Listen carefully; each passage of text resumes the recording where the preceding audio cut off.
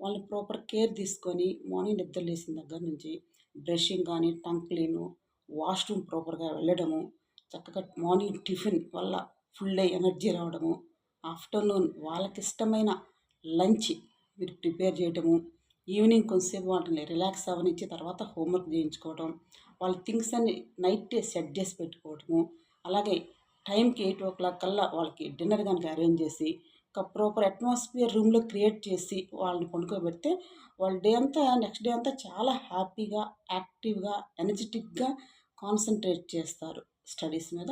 So, compulsory parents ఎవరైతే ఉంటారో వాళ్ళని చిల్డ్రన్‌ని స్కూలుకి పంపించేటప్పుడు కొంచెం కేర్ తీసుకొని వాళ్ళ సైడ్ కూడా మీరు ఆలోచించండి. వాడు అలా డల్‌గా ఎందుకు ఉంటున్నాడు? ఫుడ్ ఎందుకు తినట్లేదు?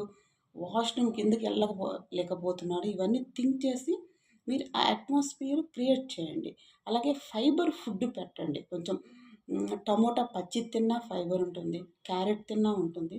అలాంటి ఫుడ్ పెడితే వాడు మార్నింగ్ మోషన్‌కి ఈజీగా ఎళ్తాడు. మనం ఏదో మాట్లాడని కూడని అంశాలని అనుకోకూడదు. ఈ మోషన్ ఈ చిల్డ్రన్‌లో కరెక్ట్‌గా వెళ్ళరు మార్నింగ్ టైమ్. స్కూల్ టైమ్ అవుతుంది. వాడు లేట్‌గా లేస్తాడు. హడావుడిగా వీళ్ళు ఫోర్స్‌ఫుల్‌గా బాత్ చేయించి ఏదో ఫుడ్ పెట్టేసి పంపించేస్తారు. స్కూల్‌లో వాడు అడగగలుగుతాడు సమ్‌టైమ్స్ అడగలేకపోవచ్చు. దానివల్ల అనీజీగా ఫీల్ అవుతుంటాడు. సో, వాడు ప్రాపర్‌గా బాత్రూమ్‌కి మార్నింగ్ వెళ్ళేటట్లు చేయండి. దానివల్ల వాడు చాలా యాక్టివ్‌గా ఉంటాడు. అలాగే గవర్నమెంట్